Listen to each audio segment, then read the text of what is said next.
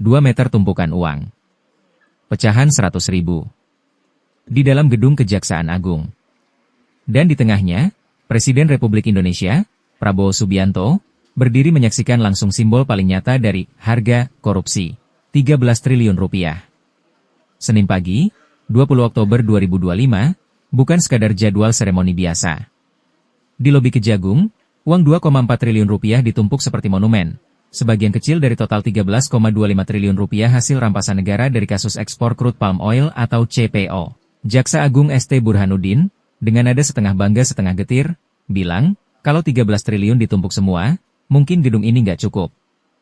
Pada hari ini kita dapat berkumpul di tempat ini dalam rangka penyerahan uang pengganti kerugian negara dalam perkara tindak pidana korupsi, pemberian fasilitas ekspor CPO dan turunannya kepada industri kelas kelapa sawit.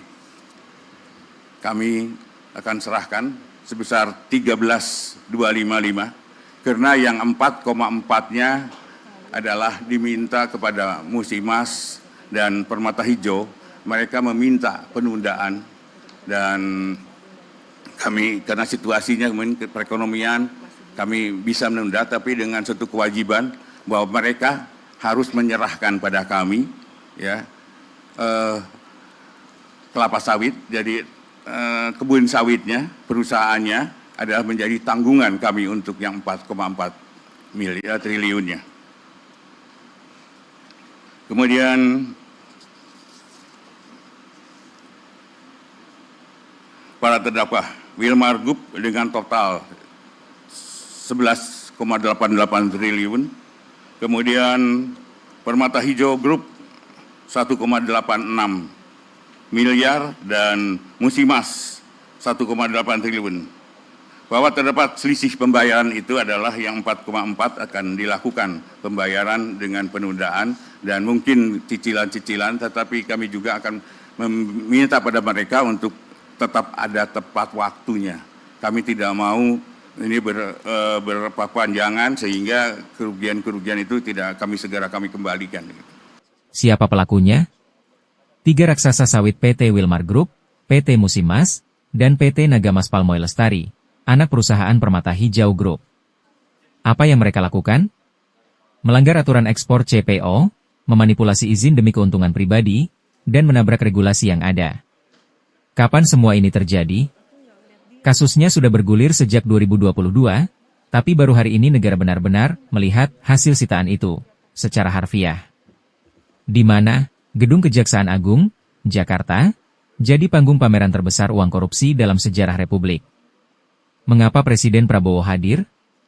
Karena pemerintah ingin menegaskan komitmen, uang rakyat harus kembali ke rakyat, walau jalannya harus lewat tumpukan bukti dosa korporasi.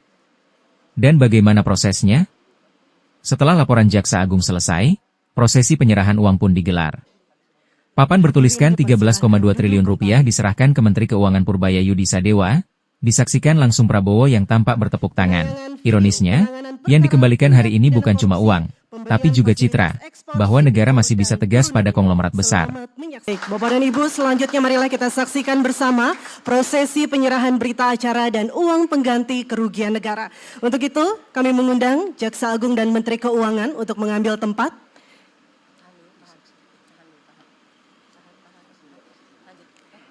Dan kami mengundang Presiden Republik Indonesia untuk menyaksikan bersama prosesi penyerahan berita acara dan uang pengganti kerugian negara.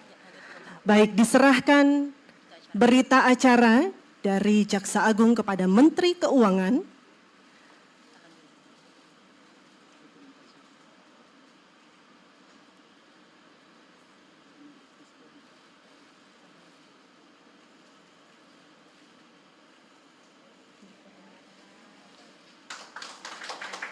Selanjutnya, penyerahan uang pengganti kerugian negara sebesar 13.255.244.538.149 rupiah. Boleh kita berikan tepuk tangan sekali lagi?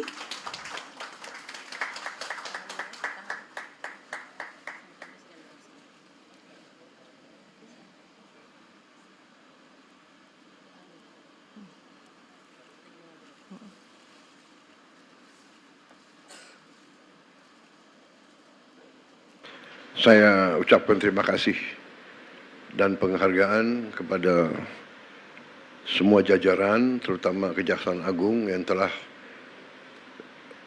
dengan gigih bekerja keras untuk bertindak melawan korupsi, manipulasi, penyelewengan. Saudara-saudara, 13 triliun ini kita bisa memperbaiki renovasi 8.000 sekolah lebih. 8.000 lebih sekolah. Kalau satu kampung nelayan kita anggarkan 22 miliar, kampung untuk nelayan dengan fasilitas yang selama 80 tahun Republik Indonesia berdiri tidak pernah diperhatikan dan tidak pernah diurus. Sekarang kita memperbaiki, kita membangun desa-desa nelayan dengan fasilitas modern. Rencananya sampai akhir 2026 kita akan dirikan 1.100 desa nelayan. Tiap desa itu anggarannya 22 miliar.